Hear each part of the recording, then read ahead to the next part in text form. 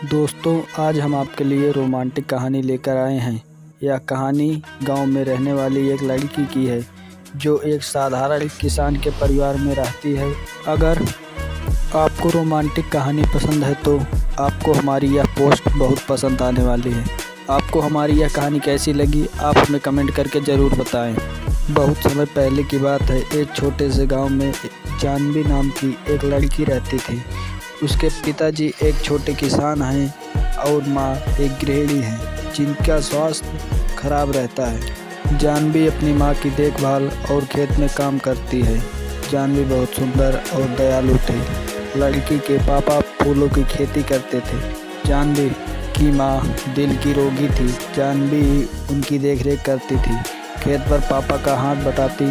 एक दिन जब जानवी अपने खेत से फूल तोड़ रही थी तभी उसे एक बहुत मधुर संगीत और गाने की आवाज़ सुनाई दी। पहले तो जानवी ने ध्यान नहीं दिया, पर जब वह संगीत में मदहोश होने लगी तब उसे रहा नहीं गया। जहाँ से गाने की आवाज़ आ रही थी जानवी उसी ओर चल दी। पास जाकर देखा एक हट्टा कट्टा लड़का अपनी आंखें बंद करके गिटार बजाते हुए गाना गाया जा रहा था।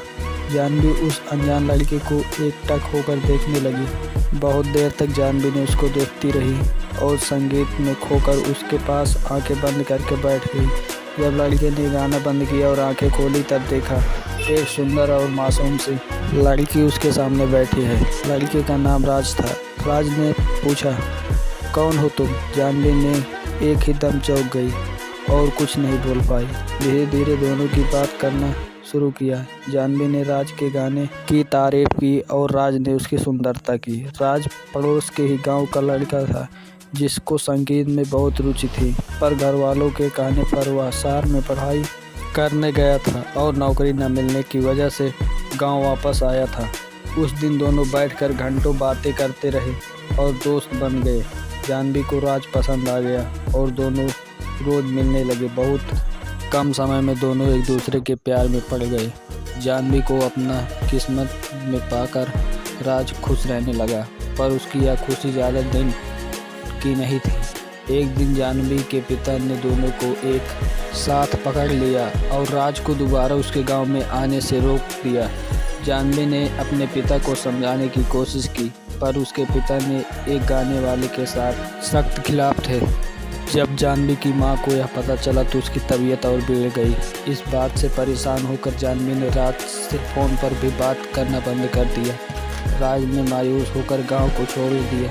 देखते ही देखते समय गुजरता गया और जानवी की शादी की बात चलने लगी, पर जानवी अब तक राज को भूल नहीं पाई थी। उसको राज का वह वादा याद आता जो उससे करके गया था, चाहे कितना भी वक्त लग जाएगा, मैं एक दिन कामयाब होकर तुम्हें लेने ज़रूर आऊँगा। मैं मरते दम तक बस तुमसे ही प्यार करूँगा। तुम मेरा इंतज़ार ज़रूर करना। कभी कभी जानवी को लगता कि राज उसको भूल गया और कभी कभी लगता कि वह जल्दी ही वापस आ जाएगा। न जाने कितने बेचैन और दर्द में जानवी जी रही थी। न वह किसी से कुछ कह सकती थी और न अपने प्यार को भुला सकती थी। एक दिन एक लंबी सी गाड़ी उसके घर के बाहर रुकी जिसके पीछे गांव के बच्चे दौड़ रहे थे।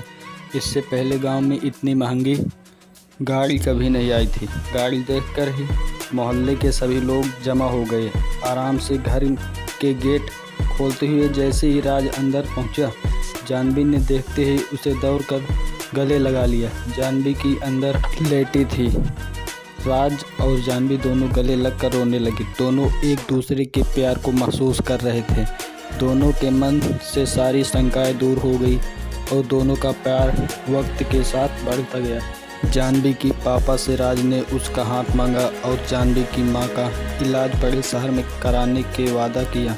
राज शहर में बड़े गाने वाला बन गया था। उसके गाने टीवी पर आने लगे थे। आज उसके पास सब कुछ था जिसको जानवी के पिता ने कभी देखा तक नहीं था। उसके पास शहर में कई बड़े बंगले और कारें थी। जानवी के पिता इस बार राज को मना नहीं कर पाए और दोनों के प्यार को देखकर झुक गए और दोनों की शादी धूमधाम से करा दी। जानवी और राज ने अपना पूरा जीवन खुशी खुशी बिताया और जब वह शहर से बोर हो जाते तब वह उसी खेत के पास आ जाते जहां वह पहली बार मिले थे।